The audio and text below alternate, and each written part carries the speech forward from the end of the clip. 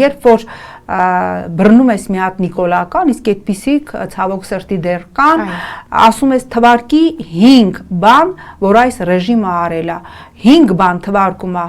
ասֆալտ, ասֆալտ, ասֆալտ, ասֆալտ, ասֆալտ ու պրծավ, այսինքն բոլոր 5 թոփ տեղերում ասֆալտն է, հասկանում եք,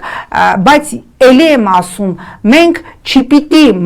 բռնենք նիկոլականի եւ մտածենք նրան վերադաստիարակելու մասին, որտեղ ես որպես տևական ժամանակ տոտալիտար աղանդներով զբաղված նախկին լրագրող պնդում եմ, նիկոլիզմը դա աղանդ է, նիկոլիզմը դա տոտալիտար մարդու էությունը, մարդու արժեքային համակարգը կազմաքանդող աղանդ է եւ երբ որ կգա ժամանակը, այդ սեկտայի ներկայացուցիչներին պիտի տանել եւ բուժել, որտեղ նրանք ոչ թե հայհոյանքի, անեծքի պիտի արժանանան, այլ նրանք լրջագույն հոգեբանական օգնության կարիք ունեն։